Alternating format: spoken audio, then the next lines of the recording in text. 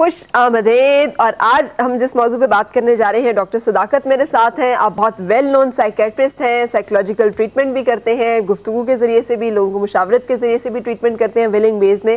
آپ بڑا افیکٹولی بہت سارے لوگوں کو اس سلسلے میں مدد کر رہے ہیں. السلام علیکم ڈاکٹر صاحب. وعلیکم السلام. کل آپ کے ایڈکشن جو پیشنٹ آئے تھے، انہوں نے تو لوگ سب کو بہت اچھا لگا کہ انسان واقعی نکل سکتا ہے نشے سے اگر وہ نکلنا چاہے تو. یہ تو ایسے تو سینکڑوں لوگ ہیں، آپ چاہیں تو ہر ہفتے لوگوں کو ایسے لوگ دکھائیں. اور وہ میں خود حیران ہو رہا تھا وہ کتنی اچھی باتیں کر رہے تھے. آپ کو بعض اوقات لگتا ہے کہ پیشنٹ جو آپ کے پاس سے ہو کے آتے ہیں انہیں کچھ ہو جاتا ہوگا؟ مجھے یوں لگتا ہے کہ یہ اتنا نہیں سمجھتے ہوں گے، لیکن وقت گزرنے کے ساتھ ساتھ وہی ساری باتیں ان کے منہ سے جب میں سنتا ہوں تو مجھے حوصلہ ہوتا ہے کہ لگے رہو، یہ سمجھیں گے. شروع میں وہ ریزسٹ کرتے ہیں، بتاتے ہیں کہ نہیں ہمیں یہ بات نہیں صحیح لگ رہی یا ہم نہیں اس کو قبول کر سکتے. وہی باتیں بعد میں ان کے منہ سے نکل رہی ہوتی ہیں. اب یہی جو کل عرفان آئے تھے، اب تو وہ میرے بہت گہرے دوستوں میں سے بھی ہیں، کیونکہ 14-15 سال ہو گئے ہیں. تو میں مشورہ کرنا ہو تو ان کو میں شام کو واک پہ بلا لیتا ہوں. خود اپنے لیے مشورہ کرنا ہو تو اتنی کلیئر تھنکنگ، اتنی اچھی بات چیت اور لاجیکل تھنکنگ وہ دیتے ہیں. لیکن شروع میں اتنے ہوسٹائل تھے، اتنا دشمنانہ رویہ تھا کہ مجھے ان سے بات چیت کرنے میں مشکل پیش آتی تھی. اچھا، اب یہ سارے لوگ، اب صبح ایک کالر تھی، وہ بھی یہی بات کر رہی تھی کہ ہم چاہتے ہیں کہ ہمارے کوئی بہت پیارے ہیں، ان کو یہ مسئلہ ہے کہ وہ نشے کے مرض میں مبتلا ہے، لیکن ان کو تو ہوش نہیں ہے اپنی، تو ہم ان کے اندر کیسے پیدا کریں یہ جسے کہتے ہیں ایک ڈرائیو کہ چھوڑنا ہے، اس نے اس چیز سے چھٹکارا پانا ہے. دیکھیں، پہلا مرحلہ ہوتا ہے کہ فیملی ٹریننگ حاصل کرے کہ نشے کی بیماری ہے کیا ہے، تاکہ وہ مدد کر سکیں. اگر آپ نے کسی کے مسئلے میں اس کی مدد کرنی ہے تو آپ کو ایگزیکٹلی پتہ ہونا چاہیے کہ وہ مسئلہ ہے کیا. ورنہ تو خالی آپ بھاگ دوڑ ہے جو کہ آپ کرتے رہیں، کبھی غصہ کریں، کبھی پیار کریں، کبھی لان تان کریں، کبھی کچھ، تو یہ سب چیزیں ورک نہیں کرتی. اصل بات یہ ہے کہ مریض کا جو علاج ہوتا ہے اس کے بارے میں بھی بہت غلط فہمیاں ہیں. لوگوں کا خیال ہے کہ کسی کو کسی ٹریٹمنٹ سینٹر میں ڈال دیتے ہیں اور پھر اپنے کام کاج میں لگ جاتے ہیں تو مسئلہ حل ہو جاتا ہے. تو اس طرح نہیں ہوتا. پہلے یہ ہوتا ہے کہ ایک آپ کو ٹریننگ ملتی ہے، جو سینٹرز ہوتے ہیں ٹریٹمنٹ کے، ان کی طرف سے ٹریننگ ملنی چاہیے کہ آپ اپنے مریض کو راضی کر سکیں علاج پہ. اور اگر کوئی ٹریٹمنٹ سینٹر آپ کو یہ ٹریننگ نہیں دے سکتا علاج سے پہلے، تو آپ سمجھے کہ وہ آپ کے مریض کا بھی کوئی بھلا نہیں کر سکتے. اور پہلا حصہ جو 1-1.5 ماہ تک چلتا ہے وہ یہ ہے کہ مریض داخل نہیں ہوتا، بلکہ فیملی آتی ہے اور ٹریننگ پاتی ہے. پھر اس ٹریننگ کی بنیاد پر وہ مریض کو علاج کے لیے راضی کرتے ہیں اور مریض خود چل کے آتا ہے، جیسے تمام مریض خود چل کے اسپتال دوسرے بھی جاتے ہیں. ڈوز اینڈ ڈونٹس کچھ کیا ہیں؟ اب اگر گھر میں آس پاس کوئی پیارا ہمارا اس طرح کے کسی ایک مسئلے میں مبتلا ہو، کیا کرنا ہے؟ پہلی بات تو یہ ہے کہ اگر آپ کو پتہ ہی نہیں نشے کی بیماری کیا ہے تو پھر اس بارے میں اس سے بات کرنے کی بجائے، یعنی اپنے لوڈ ون سے بات کرنے کی بجائے، آپ کسی پروفیشنل سے بات کریں اور جانیں. اس کا ایک طریقہ یہ ہے کہ آپ انٹرنیٹ سے بھی جان سکتے ہیں. آپ سرچ پہ لکھیں ایڈکشن تو بہت ساری معلومات آئیں گی. تو آج کل تو یہ کوئی زیادہ دشواری نہیں ہے کہ آپ کو کوئی معلومات چاہیے ہو تو آپ کو مل نہیں سکتی. لیکن ایک اور مسئلہ بھی ہے کہ جب ہمارے گھر میں کسی کو نشے کی بیماری کا مسئلہ ہوتا ہے تو یہ ہمارے لیے تھوڑا تکلیف دہ موضوع ہوتا ہے، اور ہم اس موضوع پہ معلومات حاصل کرنا بھی نہیں چاہتے. ہم چاہتے ہیں کہ اس کو ایک دوسرا، جیسے میں ابھی آپ سے کہہ رہی تھی کہ میں اگر عشق محبت پہ بات کرتی ہوں، میری زندگی کی تھیم اینڈ فلسفی، اور میں نے دیکھا ہے کہ جو لوگ لونگ طبیعت کے مالک ہوتے ہیں وہ ٹوٹتے نہیں ہیں، رکھتے ہیں جو اوروں کے لیے پیار کا جذبہ، وہ لوگ کبھی ٹوٹ کر بکھرا نہیں کرتے، مگر لوگ اس کو پرسنلائز کر لیتے ہیں. سو ہمارا جو سوشل سیٹ اپ ہے نا ڈاکٹر صاحب، وہ اجازت نہیں دیتا کہ ہم اس طرح کی باتوں کو ڈسکس کریں. ہمیں اسے چھپانا، اس کے بارے میں بات نہ کرنا، ایوائڈ کرنا، شو آف کرنا، سب ٹھیک ہے، کوئی مسئلہ ہے ہی نہیں. ایسے میں بہت مسائل پھر پیدا اور بھی ہو جاتے ہیں کہ آپ کے گھر میں نشے کی بیماری کا مسئلہ ہے، آپ اس وجہ سے لوگوں سے ملنا جلنا چھوڑ دیتے ہیں کہ وہ پھر آپ کے گھر آئیں گے. اگر آپ ملیں گے، گھر آئیں گے تو ان کو پتہ چل جائے گا کہ آپ کے گھر میں کسی کا شراب کی بیماری کا یا نشے کی بیماری کا مسئلہ ہے. تو ایسے میں جب آپ کو اسٹرینتھ کی ضرورت ہوتی ہے، آپ کمزوری پال لیتے ہیں، آپ تنہا ہو جاتے ہیں، اور پھر تنہائی میں آپ کو یہ وہم ہونے لگتا ہے کہ آپ ناکام ہیں. اگر آپ اپنے خاوند کو یا بیٹے کو، کوئی خرابی ہوگی جو میرا بیٹا ایسے ہو گیا. بعض اوقات تو لوگ یہ سوچتے ہیں کہ ہم نے کوئی گناہ کیا ہوگا، اس کی وجہ سے بیٹے کے اندر یہ چیز آئی ہے. تو یہ جو تصور ہے کہ کسی گناہ، ماضی کے کسی گناہ کی وجہ سے ہمیں یا ہمارے بچوں کو بیماری ملتی ہے، یہ بالکل غلط خیال ہے. بیماریاں دنیا میں ہیں اور وہ ایک قرآن اندازی کے ذریعے لوگوں کو مل رہی ہوتی ہیں. بالکل صحیح. اور ہمارے ساتھ ہیں ڈاکٹر صاحب، یہیں سے کنٹینیو کریں گے، ان کو میں شامل کر لوں. السلام علیکم. अस्सलाम वालेकुम। अस्सलाम वालेकुम। क्या हाल है आपका? बिल्कुल ठीक, आप कैसी हैं? अल्लाह का शुक्र, फरमाइए।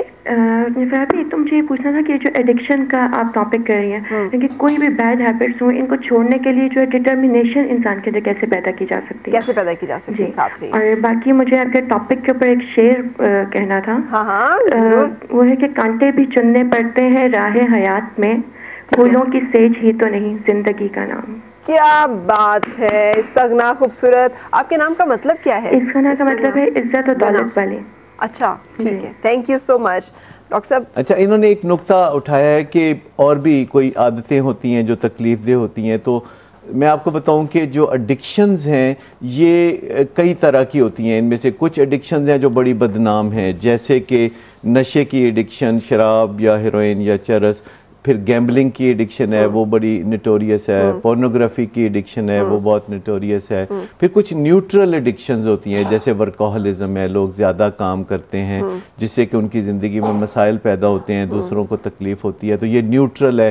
फिर ओवर ईटिंग भी एक एडिक्शन है। ये ईटिंग डिसऑर्डर कि हर वक्त कुछ ना कुछ खाते रहना, मोटापे का शिकार होना, अपने लिए और दूसरों के लिए मुश्किलात पैदा करना, अपनी तरक्की के रास्ते मसदूद करना। सही। अच्छा, कुछ फिर ये ऐसी एडिक्शन होती है जो सीक्रेट भी होती हैं। वो कौन सी है? मतलब जैसे कि मजहबी इंतहा पसंदी आप देखें कि एक ये इंतहा है कि लोग बहुत मजहबी तौर पर इंतहा पसंद होते हैं, और दूसरी इंतहा है कि वो मजहब से बिल्कुल बेबहरा होते हैं। तो ये दोनों इंतहाएं हैं। जब आप दोनों इंतहाओं पे चले जाएंगे, पूरी कौम जो है उसमें बट जाएगी कि एक तरफ वो लोग हैं कि जो ईद की नमाज भी बड़ी मुश्किल से पढ़ते हैं या नहीं पढ़ते, तो दूसरी वक्त तरफ वो लोग हैं जो 24 घंटे इसी काम में रहना चाहते हैं। तो ये जो दोनों इंतहा पसंदे हैं, ये इनके सेंटर में जो है हमेशा सही जगह होती है।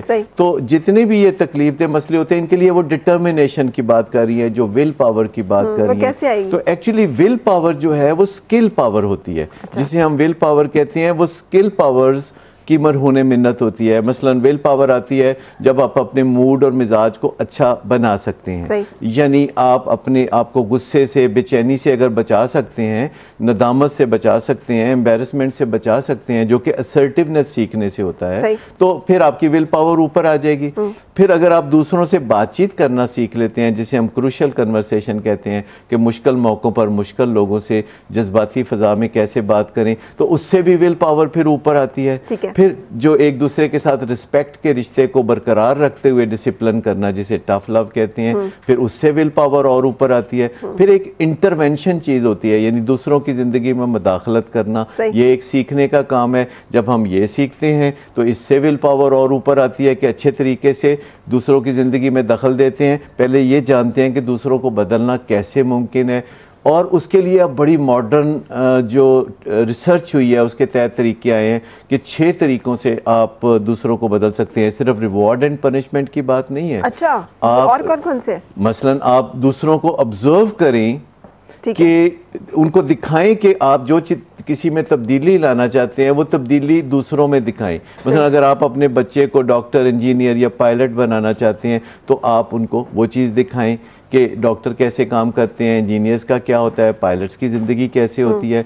इसी तरह अगर आप किसी को दिखाना चाहते हैं कि वज़न कम जो है कैसे किया जाता है, तो आप ऐसे लोग दिखाएं जिन्होंने वज़न कम किया है। अगर नशा छुड़ाना चाहते हैं तो ऐसे लोग उनको दिखाएं जिन्होंने नशा छोड़ा हो। तो देखने से, ऑब्जर्व करने से, रोल मॉडल यानी उनके सामने कोई एक आए, ऑब्जर्व करने से बहुत ज़्यादा यानी बेहतरी आती है। जैसे किसी को अगर एयर ट्रैवल फोबिया है तो वो एयर ट्रैवल बेशक ना करे, लेकिन एयरपोर्ट पे जाके लोगों को आते जाते देखे लोग किस तरह सेफली सफ़र कर रहे हैं, किस तरह जहाज़ चढ़ते और उतरते हैं। इस तरह एक चीज़ पीयर प्रेशर है, यानी दूसरे लोग जिनके साथ आपकी दोस्ती है, जब वो आपको कहेंगे तो आप कोई काम करेंगे।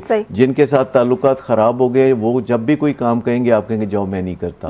तो नशे के मरीजों के हवाले से भी ये ज़रूरी है कि वालिदैन पहले उनके साथ ताल्लुकात को ठीक बनाने पे तवज्जो दे। जब ताल्लुकात ठीक होंगे वो बात भी मानेगा, लेकिन जब तक लड़ाई झगड़ा जारी रहता है तो तब तक कोई बात नहीं मानता। तो बात मनवाने के लिए दोस्ताना रवैया, पीयर प्रेशर डेवलप करना बहुत ज़रूरी है। इसके अलावा यानी जो किसी को बदलने के तरीके हैं, उसमें यह कि उसके लिए एक दिलचस्प गेम बना दे, जैसे वीडियो गेम्स होती हैं जिसमें स्कोर होता है। तो लोगों को हमेशा जो है इन चीज़ों से बड़ी दिलचस्पी होती है। आप सोचिए अगर किसी کھیلوں کے اندر اگر سکور بورڈ نہ ہو, ون ڈے میچ ہو رہا ہے, کوئی سکور بورڈ نہیں ہے, تو کوئی اسے دلچسپی سے نہیں دیکھے گا. اس کے علاوہ جب آپ کسی کو ریوارڈ کریں تو یہ خیال رکھیں کہ آپ اسے پرائیڈ والی کوئی چیز دیں, ایسی چیز دیں جسے وہ فخر محسوس کرتا رہے. پنشمنٹ کو عام طور پر اب آبسولیٹ طریقہ سمجھا جاتا ہے. پھر بیک ڈراپ جو ہے اس کو بدلنا بہت ضروری ہوتا ہے. جیسے کسی آپ پیشنٹ کو بدلنا چاہتے ہیں, پورے گھر میں کوئی تبدیلی لانا ضروری ہوگی. جب پورا گھر بدلے گا, بہتر رویوں کا, تو جو بیک ڈراپ ہے اس سے بڑا فرق پڑتا ہے. تو جو ول پاور ہے اس کے بارے میں جو لوگ سوچتے ہیں کہ یہ کوئی ایسی چیز ہے جو ہے یا نہیں ہے, تو یہ بات درست نہیں ہے. ول پاور کو پیدا کیا جا سکتا ہے سکلز کی مدد سے. سوچ جذبے کو تحریک دیتی ہے, جذبہ عمل کو تحریک دیتا ہے, اور عمل آپ کے اندر وہ طاقت پیدا کر دیتا ہے کہ جس میں آپ جو سوچ رہے ہوتے ہیں وہ آپ کرنا شروع کر دیتے ہیں. اصل چیزیں ٹریننگز ہیں, یعنی شیم کو ہیل کرنا, فیئر فوبیاز کو ہیل کرنا, سپرسٹیشنز کو ہیل کرنا, ill founded beliefs پہ کام کرنا. یہ دماغ کو وائرس کی طرح خراب کرتے ہیں, جیسے کمپیوٹر میں وائرس ہوتا ہے. اسی طرح پرسنل ڈیولپمنٹ میں رہنا, کچھ نہ کچھ سکل سیکھتے رہنا, اچھی عادات کیسے پیدا کی جاتی ہیں وہ سیکھنا. جیسے کچھ دنیا میں ایسی عادتیں ہیں جو کہ انسان کو ترقی کی طرف لے جاتی ہیں, جیسے ذمہ دار بننا, ترجیحات اپنی سیٹ کرنا, اور اس کے علاوہ لوگوں کے ساتھ معاملہ کرتے ہوئے اپنا اور لوگوں کا خیال رکھنا, توجہ سے بات سننا, پھر ٹیم ورک کرنا, اور کچھ نہ کچھ معلومات حاصل کرتے رہنا. بالکل صحیح. ہمارے ساتھ آمنہ بھی ہیں. السلام علیکم. السلام علیکم, کیسی ہیں آمنہ؟ رانی. وعلیکم السلام.